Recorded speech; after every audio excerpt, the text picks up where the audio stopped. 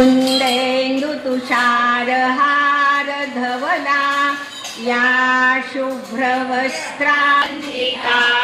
सा मां पातु सरस्वती भगवती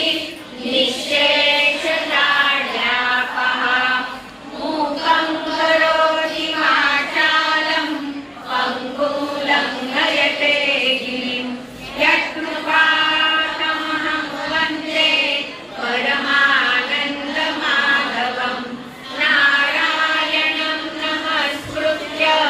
नरं चैव नरोत्तमं देवी सरस्वती चैव